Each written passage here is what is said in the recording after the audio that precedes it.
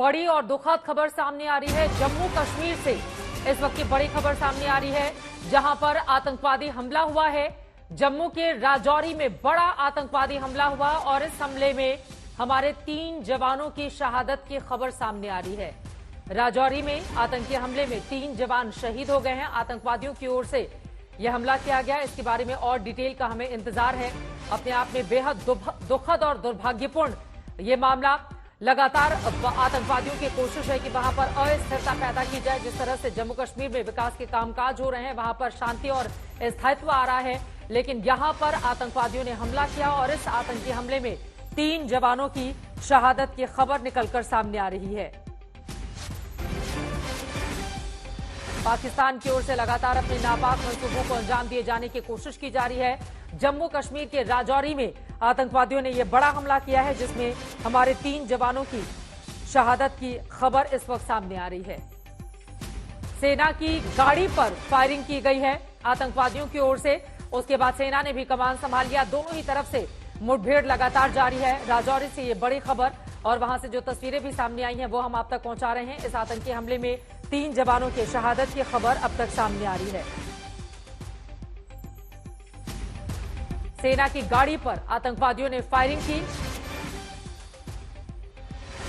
जम्मू कश्मीर के राजौरी में यह आतंकवादी हमला हुआ। 3 जवान शहीद हुए हैं जबकि 3 जवान घायल हैं। उनको स्थानीय अस्पताल में ले जाया गया है। सुनील जी भट्ट हमारे संवाददाता जुड़ चुके हैं ज्यादा जानकारी के साथ। सुनील, अपने आप में बेहद दुर्भाग्यपूर्ण आतंकवादियों के हमले में हमारे 3 जवानों की शहादत हुई है। जो 3 घायल हुए हैं उनकी स्थिति क्या बनी हुई है, अभी क्या हालात है, इस खबर के बारे में डिटेल में जानकारी दें आप।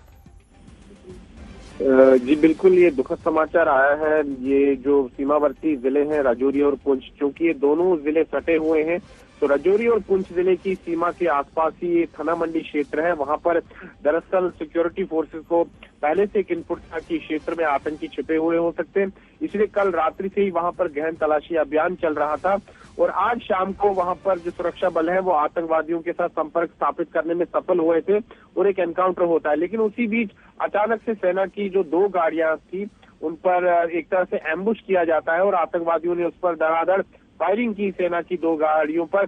दुर्भाग्य से इसमें हमारे जो 3 सैनिक हैं वो वीर गति को प्राप्त हुए हैं, जबकि 3 अन्य सैनिक जो है जख्मी हैं और उनको अस्पताल ले जाया गया है उपचार के लिए। अभी भी ऑपरेशन चल रहा है, क्योंकि अब रात हो चुकी है इसीलिए कॉर्डन लगाया गया है और सुबह होते ही उम्मीद की जा रही है कि एक बार फिर वहां पर भीषण एनकाउंटर होगा। आतंकी जंगल के इलाके में छिपे हुए, ये ऊंचाई वाला क्षेत्र है और वहां पर सड़क भी ठीक तरह की नहीं है, तो वहां पर पहुंचना भी काफी दुर्गम है। तो एनकाउंटर जो है अभी शाम तक जारी था।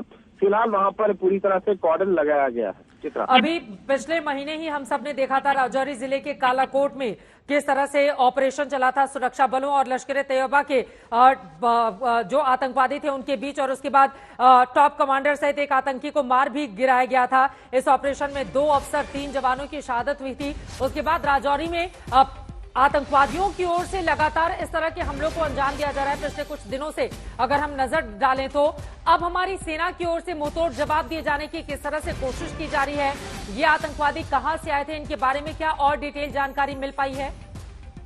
चित्रा, जो आपने जिस एनकाउंटर की बात की यहाँ पर कालाकोट क्षेत्र में जो राजौरी जिले में था, उसके बाद भी जो सुरक्षा बलों के जो आला अधिकारी हैं उन्होंने जानकारी दी है कि इस क्षेत्र में दोनों जिलों में राजौरी और पुंछ जिलों में, क्योंकि पहाड़ी क्षेत्र